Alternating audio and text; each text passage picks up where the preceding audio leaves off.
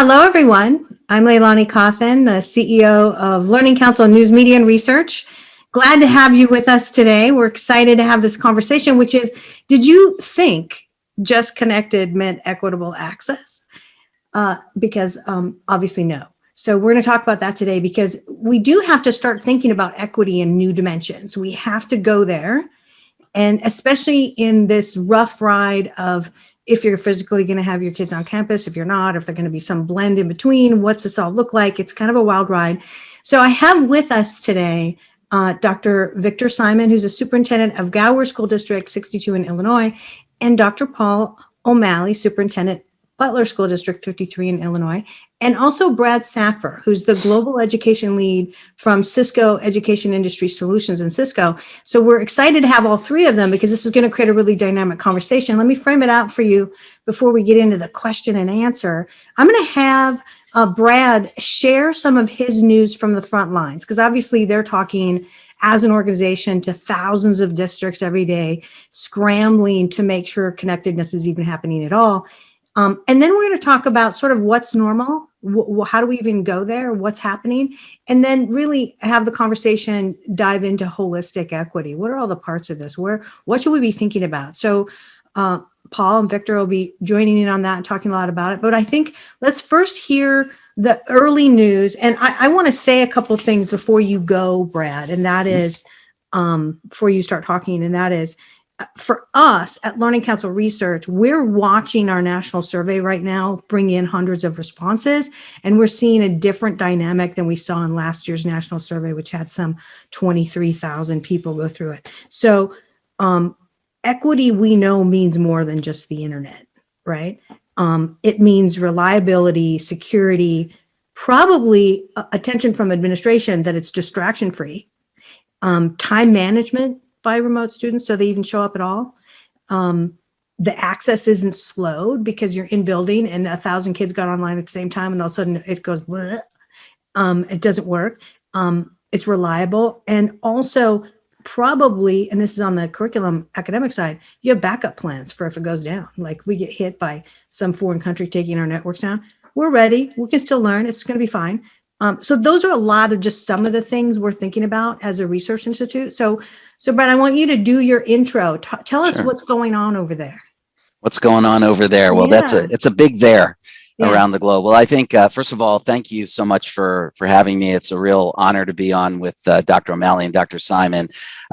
So what we're seeing right now in the landscape of this issue around digital access is a lot of different things. The things that you mentioned, in many cases, you think about what schools had to go through to ramp up distance learning a year ago. Schools did an amazing job, but it really certainly exposed a lot of shortcomings in terms of just quality of their network, in terms of security, in terms of access that we're going to talk about, whether that was devices, access to the internet. And then, a real big part of it was just the way teachers had to change the way they operate. I think that was just a stress that was just tremendous on them. And I have kids, I have a high schooler and a middle schooler, and it was just yeoman's work in terms of what they did. So I think for us, looking globally, different parts of the world were able to adapt and adjust differently depending on where they have been in their technology journey. So I'm looking forward to talk about that. So if you wouldn't mind going to the next slide, I just wanted to give a little background on Cisco. We think of most people think of Cisco as a networking company, which we are, but really we're more than that. We are an education company, and it's important that we get that across. We're actually launching a campaign this month around our education footprint. So we were founded on the Stanford campus by two professors that were trying to get their computers to talk. And so we really believe that learning and innovation are in our DNA. And I'll show you on the next slide our solutions, and don't go to that yet. But, when we talk about access, one of those important points is access to the next level. So for us, taking our expertise in technology and developing curriculum for students, both in K-12 schools and higher ed, so they can get trained and get jobs, is a very important aspect for us. So the Cisco Networking Academy, which I'm sure many people are familiar with, has trained nearly 13 million students since 1997. It's one of the first programs of its kind and continues to innovate. Beyond that, we do a lot in the community around our DevNet program, which provides software and other services to schools so they can learn to use and apply their technology knowledge hands-on. We have a country digital acceleration program that's making direct investments into education systems and schools to drive innovation and come up with pilot projects. Because as we know, we're in this forced experimentation, forced innovation period, and the leaps that schools need to make to bring the transformation to bear, it's really, really hard. So we provide that support, and we try to get out in front of what's happening in the industry so that we can scale that and help schools can drive that innovation. And then we run a really neat program called the Global Problem Solvers, which is a global competition where students apply technology to certain problems in their local communities. So one example is in Chile, a group of students came up with a way to monitor leakage in agricultural piping that used IoT sensors, saving the farmers, first of all, identifying problems so their crops would grow, but also saving a lot of water. So we're proud of that footprint and our engagement in the community and in the education community overall. And our overall message is that we really build our portfolio to make sure that we're building an inclusive future for all. So if you just go quickly to the next slide, and I know you want me to wrap this up. This is our Portfolio Explorer for Education, which is on our website. And what we have here is our kind of a collection of our solutions, but through the lens of a business or IT decision maker in education. So we are constantly working with our global customers and partners to make sure that we're not just forcing technology into schools and higher education institutions, but that we truly understand the business needs and we build that portfolio around that. So what you're seeing here are the 5 major themes that are focus areas for us, and then the different use cases that are really have been built to solve particular problems for educators globally. So I'll stop there. I know we've got a lot to talk about. I'm super excited to hear from Dr. O'Malley and Dr. Simon and to be part of this. So thanks again. Yeah, I want to ask you also, and maybe we'll bring this up again later, but I need a review of your QuadCam and the software-oriented classroom communications tools, which allows you to not be chained to your desk all day long as a teacher. So hopefully we'll insert that a little bit more. Absolutely. Brad, in the conversation. Yeah, the quality of the experience is important when we talk about equity. That's great. Yeah. Okay, cool. All right. So I'm making sure my staff let me know if there's, any particular comments that come in from the audience that I need to address. But let's now go to Dr. O'Malley. Can you go first? Tell us about the new normal that you're in and give us a little sketch now of kind of what's been happening on this question of connectivity and then equity. Yeah, one of the things we've been talking about is there's no such thing as post-COVID. And so we've been addressing post-COVID and seeing it in the light of we're going to have to go through a new normal to the new normal before we get to a new normal, which is incredibly problematic. But at the same time, this is the first time we're able to challenge best practices. And so we are able to do something where e-learning, remote learning, blended learning is no longer a mystery. However, the depth and breadth or the magnitude which you're able to provide it's going to be a little bit different. You have schools like Dr. Simon could speak to that are incredibly more advanced than our school. We started out as infants in this game, and we believe that we've progressed in a way that has made us very, very good at what we do. But at the same extent, our connectedness, and when I say our connectedness with the teachers to the students that are learning remotely is really is really not as good as we would like it to be.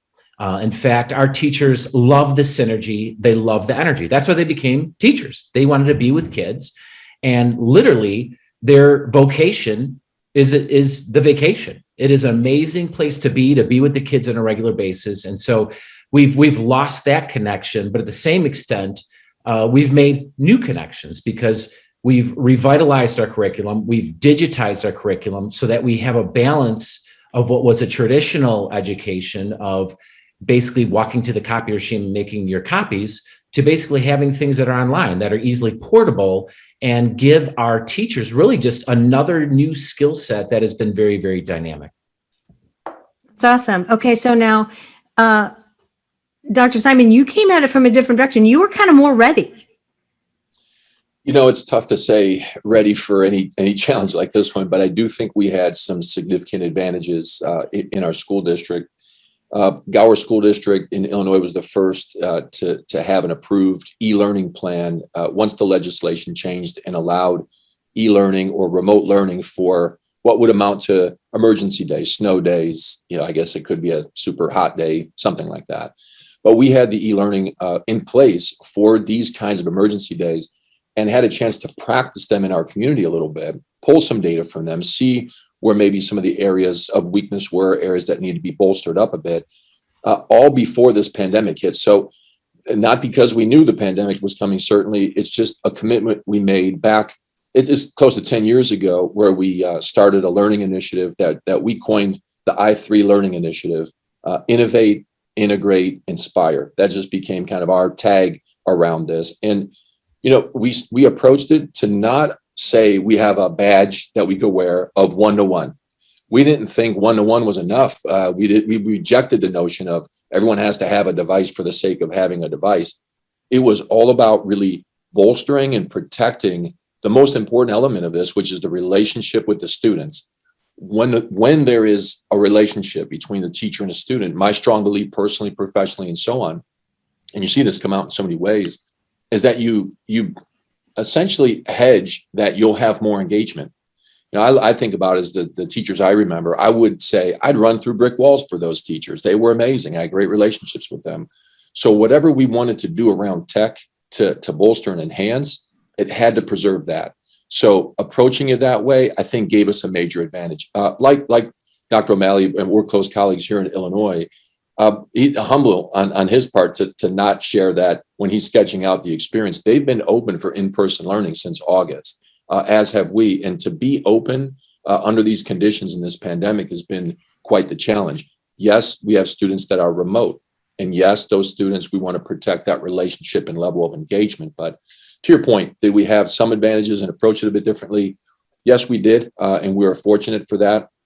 We've been trying to pay it forward ever since, helping others get there, doing panels and things like this to just try to share what our story has been about, because it's an important one to tell. Yeah, and I like the way you said that. And I also like the way Paul said what he said, because I boil it down to, like, you've both paid really good attention to the human dynamic of connectedness, not just the tech dynamic of connectedness. But now I want to go to Brad. Brad, your comment on the tech difference, you know, not from a technical point of view, but what you guys have seen as an organization once the pandemic started. I bet there was a mad flurry of activity because people want what they're saying, right? They wanted the human connectedness, but they had to first lay the bridge in many cases.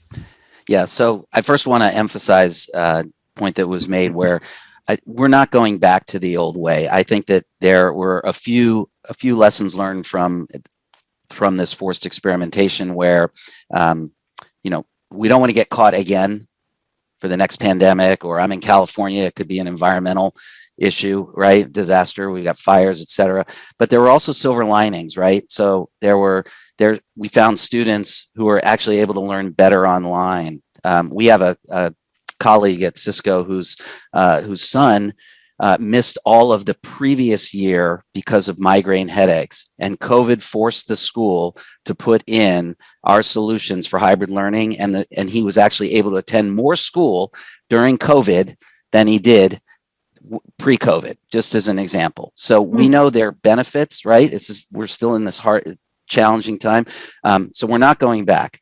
But to your point, we are different districts and schools are different parts of their journey in terms of having the technical infrastructure in place, right? And then the second piece that's coming out is around that experience that you mentioned. So when we talk about hybrid learning or hybrid campus, which is a big theme, or distance learning, or blended learning, it means different things to different people. And one reason why hybrid learning was such a challenge for teachers is that they would use a laptop and they would have some students on their screen and then other students in the classroom. And every time a student in the classroom asked a question and they walked over to answer that question, the kids on the computer online were shut out. So that there's an equity of access issue right there. So what we're seeing now is schools taking a more refined look at the quality of the experience and the technology to say, no, you know what?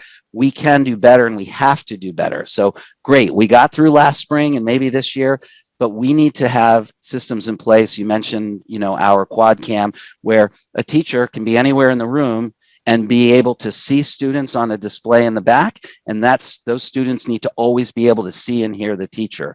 Those are fundamentally critical differences in terms of the investments that need to be made. So I think we're seeing that ratcheting up of, okay, hey, we're actually starting to get good at this. And now my teachers are starting to get a little more comfortable with doing this. So let's really make the experience fantastic so that we're delivering as schools what we have to deliver, which is equitable learning for everybody.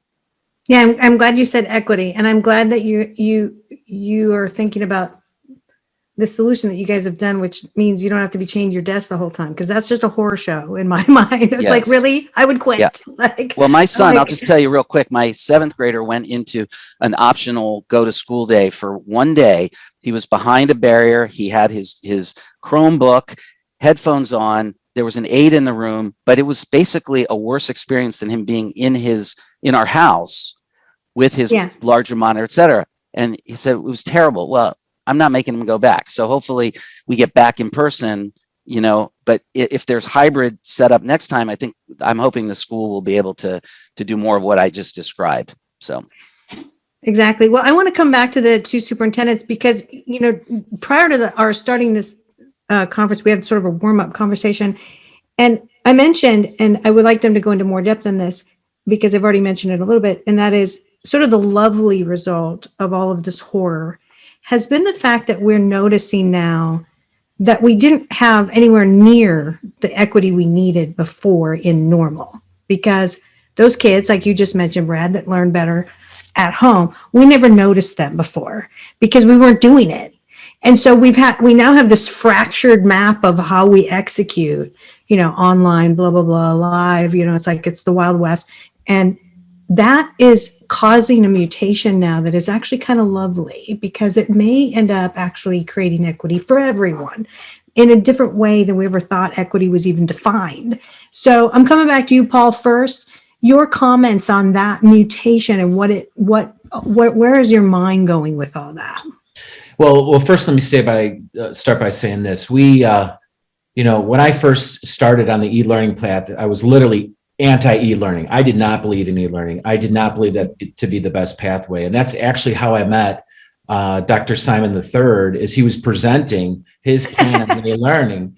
And he literally made the statement, e-learning, the E in e-learning is for engagement. And it was one of those moments, it was a ding, ding, ding moment. It really resonated with me very well. And that's where I began my journey to really start to think about where does e-learning fit within the context of remote learning? Where does remote learning fit within the context of a blended learning model? And more importantly, how does it fit within the virtual context? And so our virtual learning is really where I think you're going to see a lot of growth. I think you're going to see a lot of opportunities for improvement, especially at the high school. You're going to see youngsters that can accelerate their learning at ways that we've never seen before. And in terms of athletics, we accelerate kids that are athletically gifted. We don't have a problem with a sophomore who plays on the varsity team, or we don't have a problem with a junior who plays on the varsity team. So why don't we give pathways to some of our students to free up some of our resources that we could provide for kids that may need more help, more assistance, so we become less fractured, more robust, more, really, in my opinion, more diverse in our craft, where we can provide the equity where the student who learns better online can actually go learn through that pathway, or we can provide more for the student who needs the more in learning in a way that is just so much different than ever before. And I just got to make this point before we move on. Brad, where have you been? We've been looking for cameras. I think I went through 8 different cameras before I was able to find a camera that we can maneuver in a way that our teachers are not going to be tethered to the screen. Right. And we are so excited because that untethering, we believe, is going to give far more equity to that classroom, where everybody's going to feel as if they're experiencing it in ways that we've never been able to experience. Sorry about that. I had to go on a little tangent.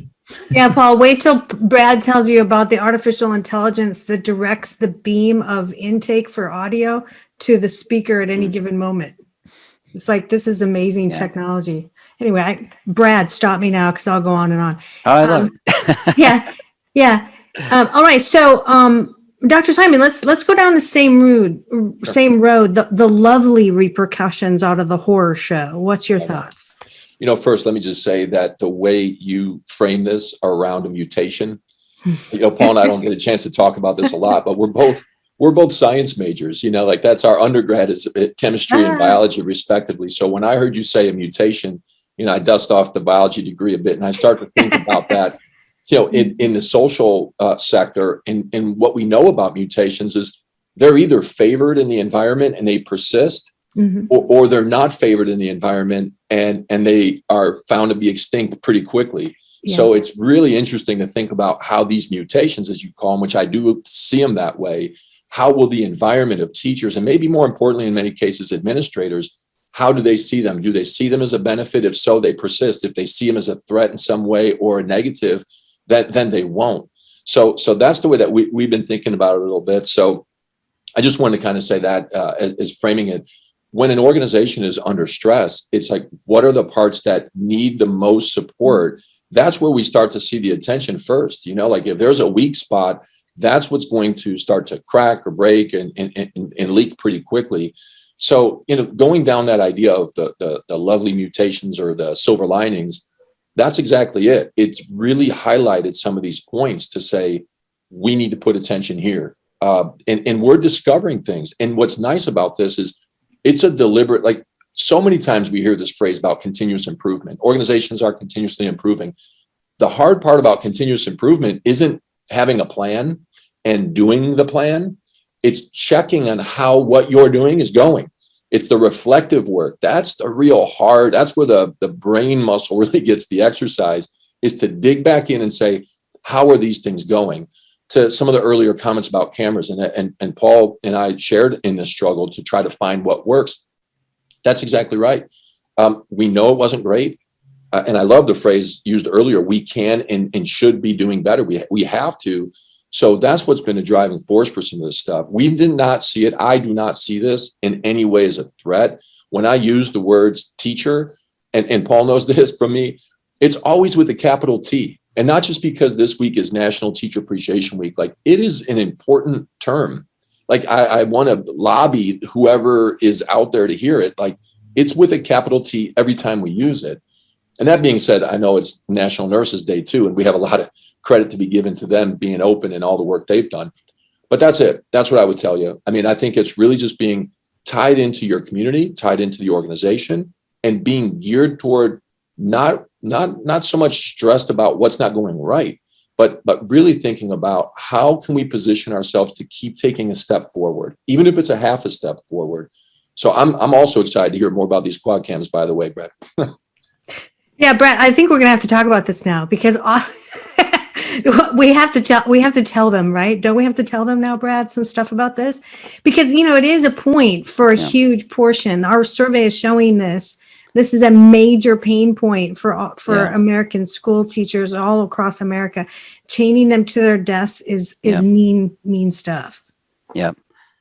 Yeah. I mean, I think that, again, is the point I made earlier, where I think that we're coming to this moment where we don't just see every experience that you have, regardless of the technology being kind of the same, right? It's not just distance learning. So we put, a lot of time and investment into, our boards, our telepresence, our cameras, the audio that you mentioned. This is very, very sophisticated technology. And while it is sometimes daunting to think about what it would take to implement, once those pieces are in place, what you can do is just, the sky is the limit, right?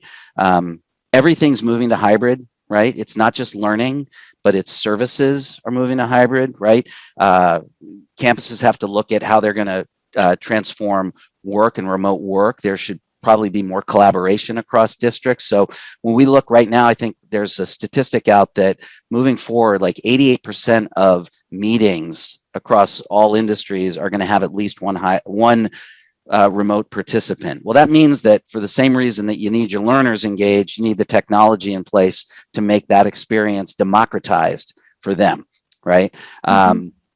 It's happening in higher education as well, right? Across the spectrum of services. I see an opportunity in leveraging this great technology to also streamline and save money for schools. So for example, I know a lot of schools struggle to find the right people to deliver a variety of services that they're required to deliver, from speech therapy, counseling, tutoring, et cetera. This technology, you get a return on the investment where you can actually set up shared service models across a district so that you don't have, a counselor sitting idle for half or 2/3 of their day. You're actually able to schedule them and have them constantly working with those students in need. The hybrid campus is, and what we're talking about around equity, is making sure you quickly identify the needs of students at that moment and you can address them without delay, because that's where even something simple like not being able to get devices to students in the early part of the pandemic meant that students were off the grid. And once they were gone, it was really, really hard to find them. Any challenge that a student finds now, it needs to be addressed immediately. So, we're very proud of the sophistication and the quality of the technology. We talk about our, 10x better from the device standpoint, but also the integration between synchronous and asynchronous collaboration and communication, not just between teachers and students, but even parents and community members that have to be involved in that. So we have You're super fun because you took us, down this tangent of thinking about the gig economy of schooling. One district sharing their science teacher or their counselor with another, and gig economy themselves. And then you also sort of talked about the future of work and a familiarity with all of that. And I really agree with you. There's a lot of things we could go for another hour if we go down those absolutely roads. But I do want to say that a couple things to mention about Cisco. We just put out a white paper for you. We just did a whole deep dive into this communication stuff. So you guys, Paul and Victor, you should go check out that white paper, because I believe we mentioned that it's all software driven, which is different than having a stationary camera that can rotate. So it doesn't have moving parts. It uses all software to detect and infer who's doing what where, and highlight that speaker, isolate beam that work. And that's very interesting stuff. Anyway, you can go into that. But I do want to go deeper into this conversation about engagement, because that is a huge portion of the equity issue right now. So when school leaders like Victor and Paul are looking at achievement and retention of students, helping out teachers, they're looking for things that cause engagement. So they have to make sure their infrastructure is in place and they got stuff in place and everybody's gotten enthused and cheerleaded on. I want to talk about that from the connectivity angle. So Victor, I'm going to have you go first this time. Is that okay, Paul? Yeah. Sounds good. Okay. I think in our pre-discussion here and kind of warming up for some of this stuff, I'd thrown the quote out there that culture eats strategy for breakfast. And I throw it into this question here where engagement eats connectivity for breakfast, lunch and dinner probably as well. So it's, in the end, it's all about that engagement piece. If the specific question is, how do we measure for that kind of stuff? That's a challenge because we definitely have to answer to some of the exams that we have and state exams, all these kinds of, accountability metrics. But I mean, really the beauty of it is when you see the teachers interacting with the students, we get a sense to ask them just those kinds of anecdotal or qualitative based questions of, students that particularly were not maybe vocal in this particular setting. They're noting these things are different now. They're seeing some things, for example, smaller groups for lunch that we had to have because of the spacing issues have started different kinds of conversations with kids and their teachers that might not have happened, actually probably would not have had happen without this mega challenge or this punctuated equilibrium that we're dealing with. So I think in that case, it's all about just having, ear to the rail and really fine tune the conversation that we as administrators have with our teachers about that exact topic. How do you know that a student is engaged? Every bit of how they answer that allows us the space and the nuance to be able to ask follow-ups and so on. But I know, at least from our situation, our experience, that's through the roof right now for us. We know that those that are remote, they have opened up in different kinds of ways that just we did not see coming. Brad made some of these points earlier, as did Paul, and we're not going to let that go. So what we're thinking about, we're not waiting necessarily for, as Paul says eloquently here, it's not about post-COVID. For us, it's about post-crisis. We will be out of a crisis stage. And when we get back to what might feel more like normal, and I think that's what people mean when they say the new normal or what have you, we're just done with a crisis piece.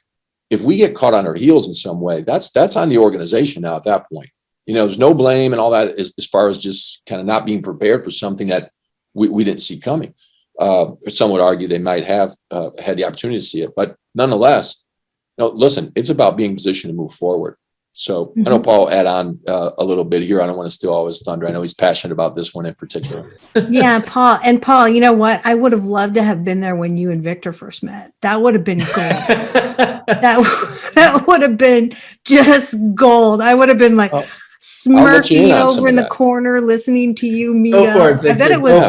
I could let you in on a little bit of that. I mean, it probably didn't go very well. I'll be honest. It's just like, listen, we're speaking freely from our experience about e-learning and making this major point about not trying to get to one-to-one as some status and making the E stand for engagement and not electronic is like e-learning and it has to be some kind of computer screen or what have you. It was all about this engagement piece. So Paul asked some very pointed questions, and that's where that sort of mental tug of war started. But we realized that one thing that we have in common is that this is about the best interest for students and an ability to wrap the organization and all of its resources down to the micro level of what's best for a case by case for a student. And if that means we have to retool a classroom or a series of classrooms for one, we're both willing to do that and have done that. And that can be scaled up, and it's been scaled up this year, and people are replicating that. People are, working with us, and we're happy to share all that. But yeah, that's basically how it went. Now we're good friends and colleagues.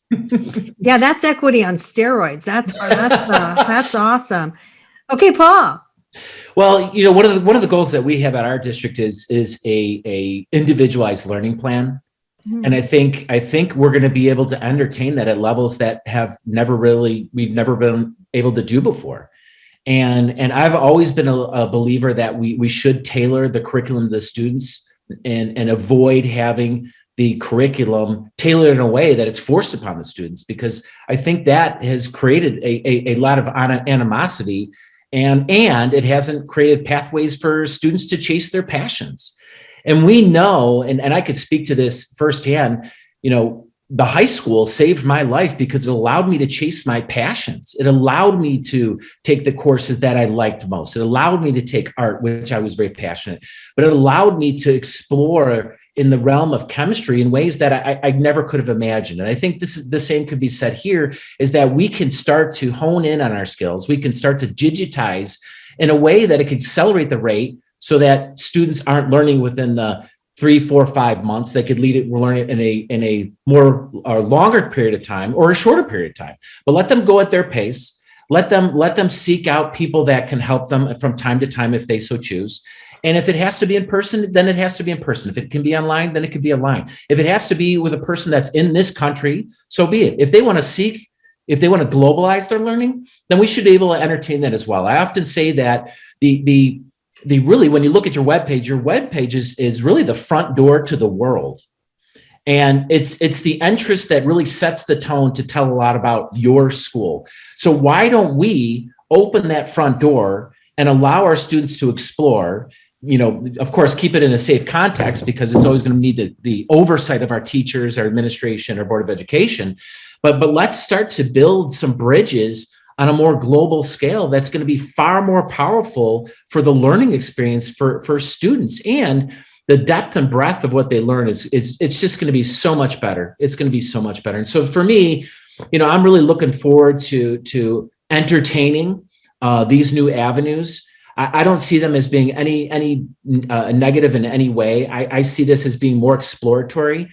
I could share with you that our teachers they're fabulous. They're magnificent. On a scale of 1 to 10, they're 10-tastic. And they put in place one of the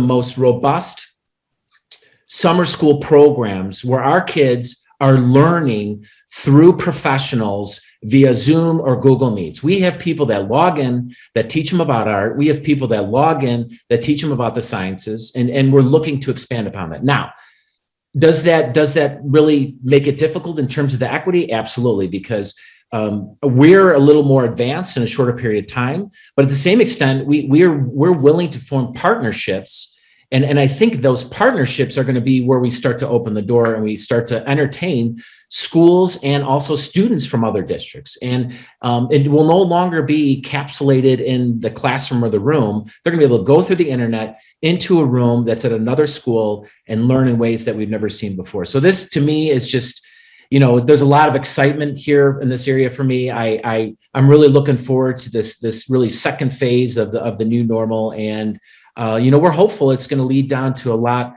more paths that are just going to provide so much more for our kids, which they do deserve to learn in many different ways. Yeah, I love that.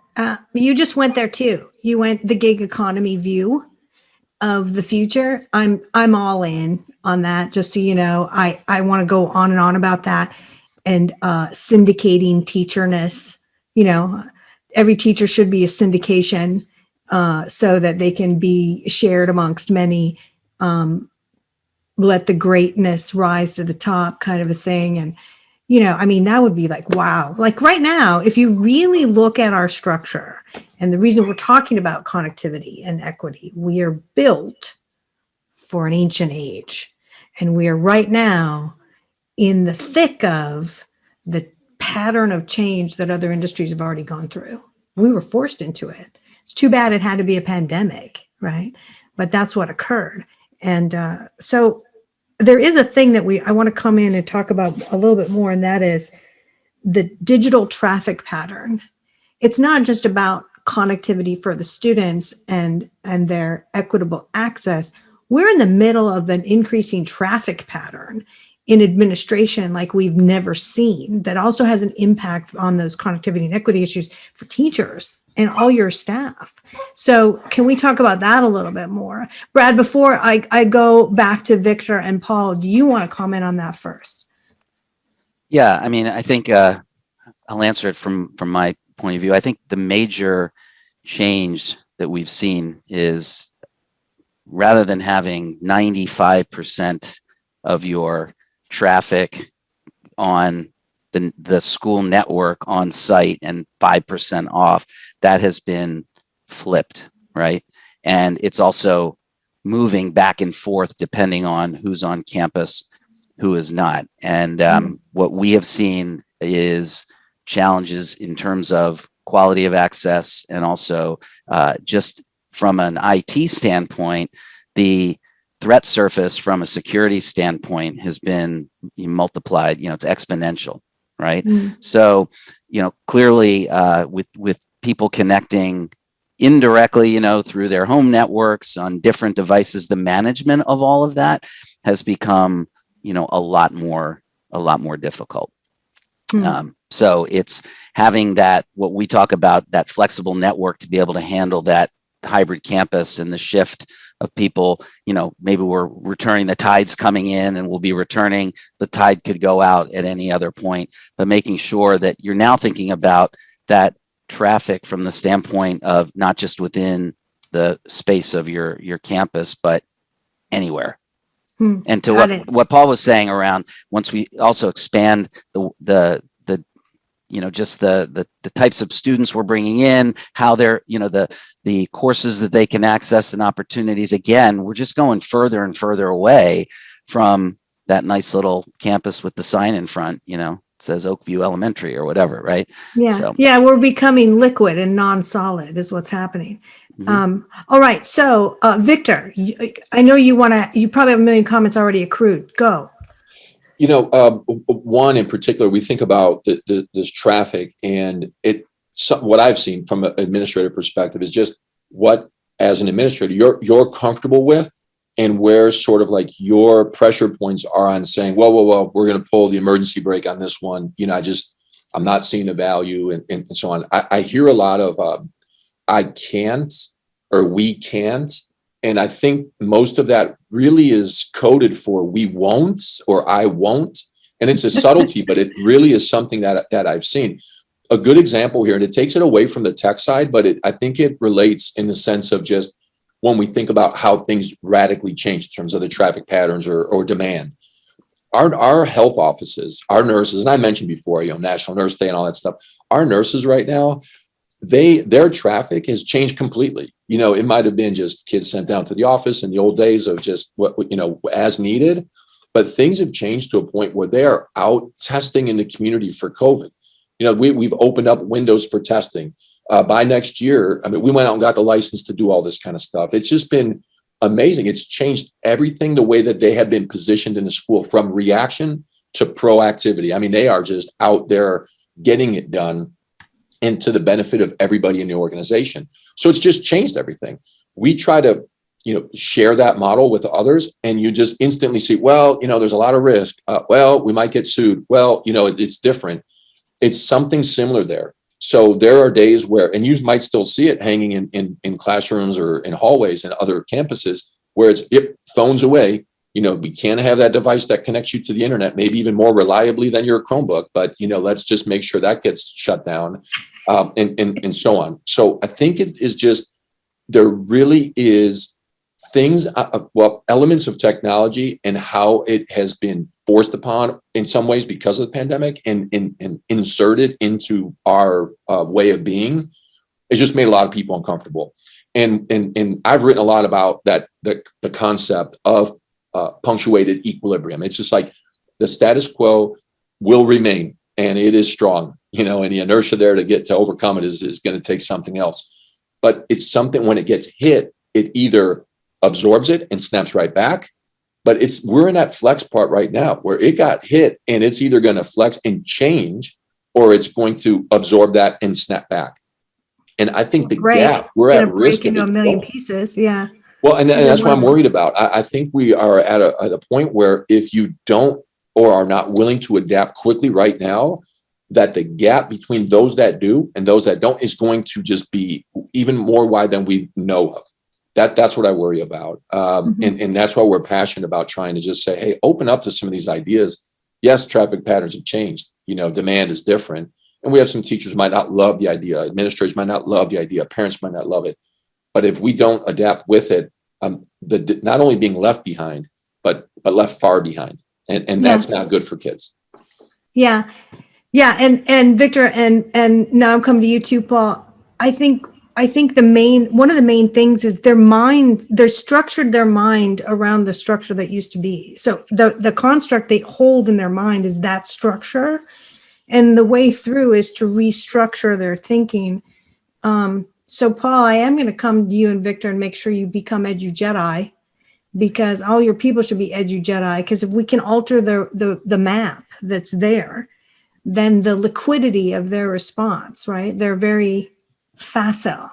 But right now they don't have the new map. Mhm. Like so many people in education don't think like you do, gig economy guy. So go, Paul. Well, definitely, as Victor had stated, the elasticity is being tested. Yeah. And what we did is we put in place what we refer to as a flip the classroom model, where our teachers teach each other. And it's not a traditional coaching model where you have one coach who's quote unquote the expert. And that can be very problematic, especially if you have someone who's hired from the outside. Mhm. It can be problematic if it's someone who's hired from the inside, because the staff tends to see that individual as being the sole source of knowing what everything is, as opposed to what it really is. And so what we did is we actually have multiple coaches. We have 16 coaches in total, 8 and 8 in each building, and they work together as a team. And they seek out the pathway that they feel is best for them to succeed in this environment. It's endorsed by our Board of Education. It has a monetary value that's attached to it. And we've even gamified it. So it's similar to what we're going to expect with the kids. And they can earn what we refer to as badges. And the badges can be the bronze, they could be the silver, they can be the gold, the platinum, or the diamond. And what we're finding is some individuals are really, really striving to succeed, and some individuals are struggling. But at the same extent, the teacher-to-teacher trust has grown in ways that have just been awesome, to say the least. We've learned new skills that are applicable in the classroom right now.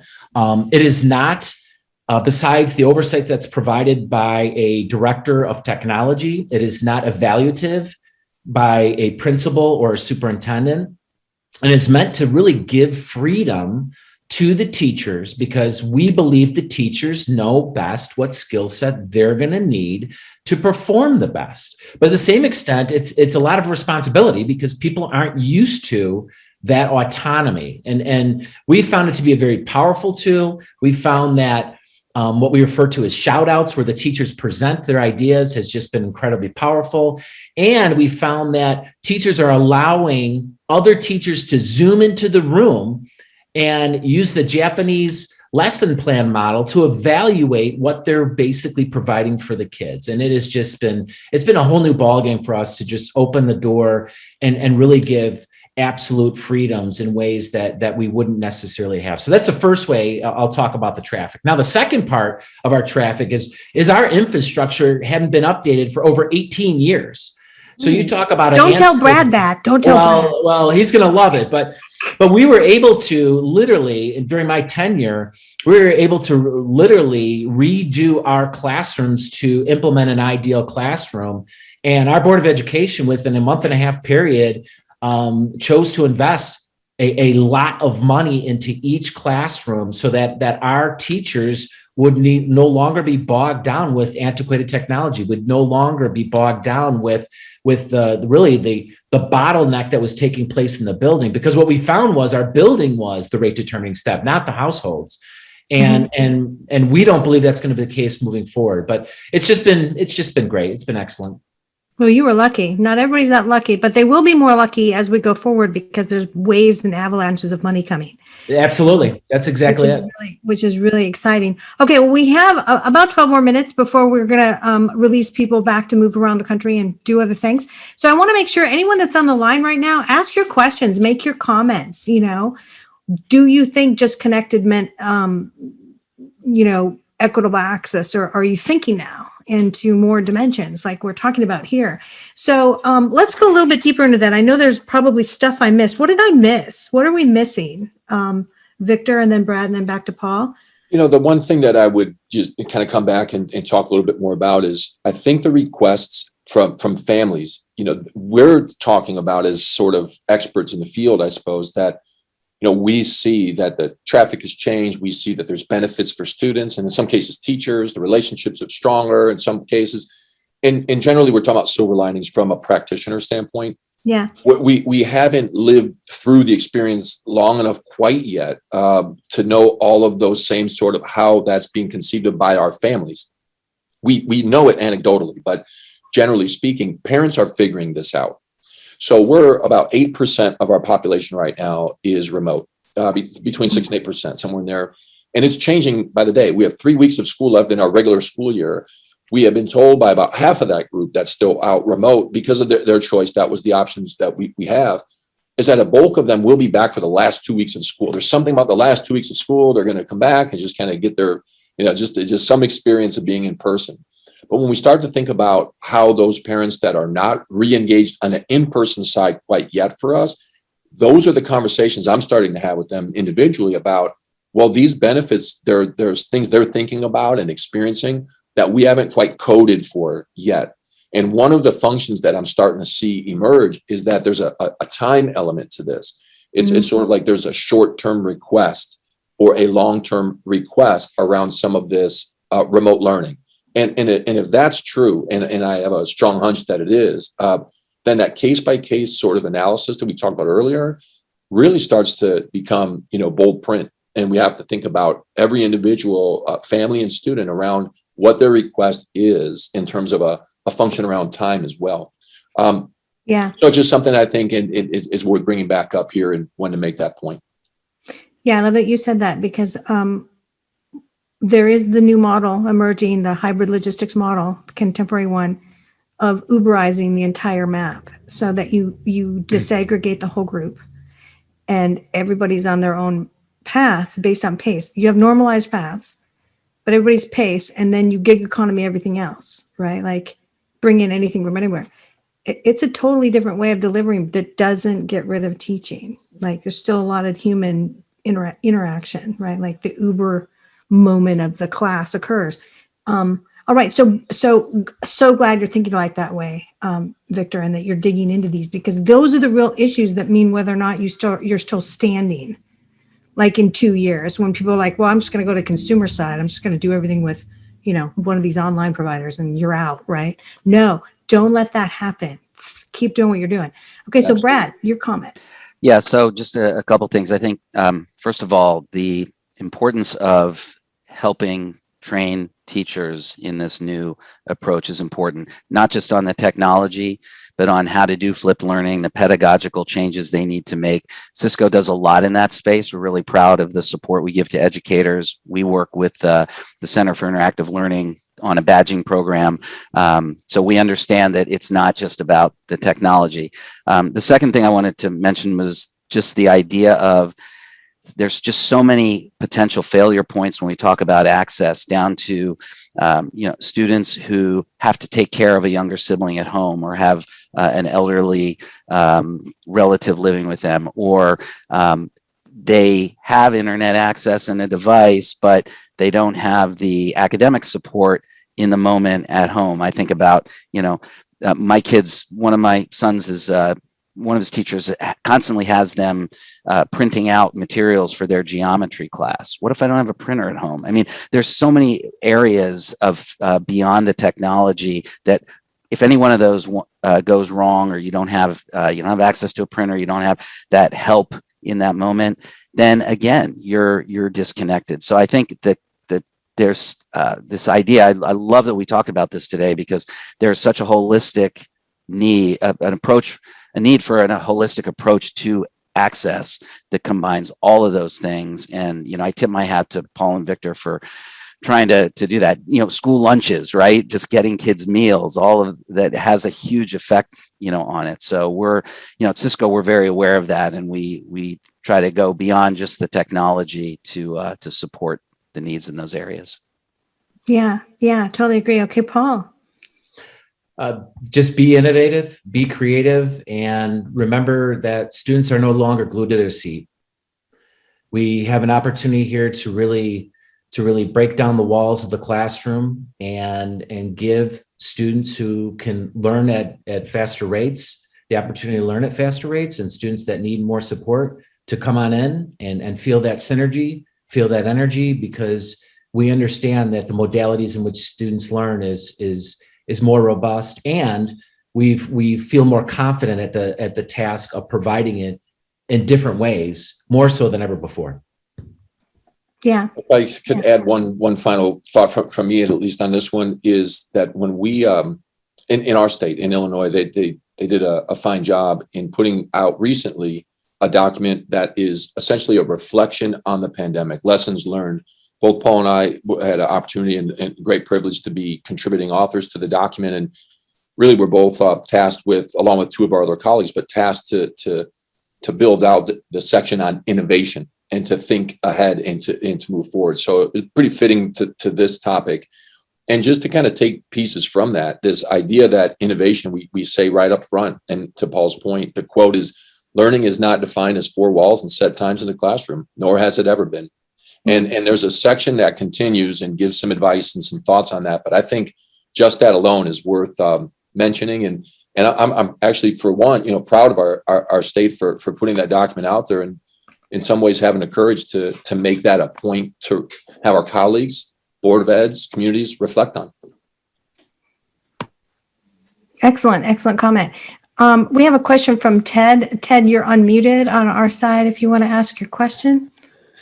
Sure. Hi, folks. Thank you so much for being here today. Appreciate that.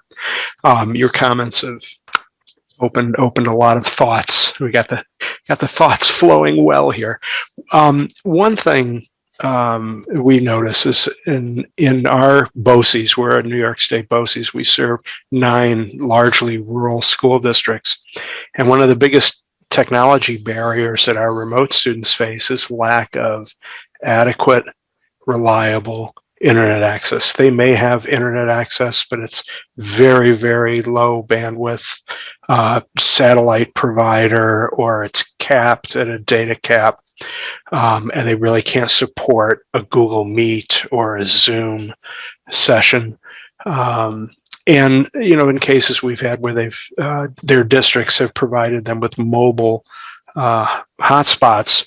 But again, the mobile hotspot is only as good as the strength of the signal in their area.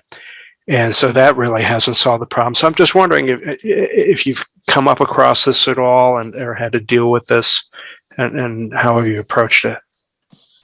I mean, for us here in Gower, we're in DuPage County. So if you're familiar with the state at all, we are 20 minutes outside of Chicago, the giant metropolis, part of the giant metropolis here in Chicago. So right. that particular issue of coverage, and we have had to give out mobile devices and all those elements, try different providers here and there in some cases. And of course, there's backups of you're on the Meet or you're in the Zoom.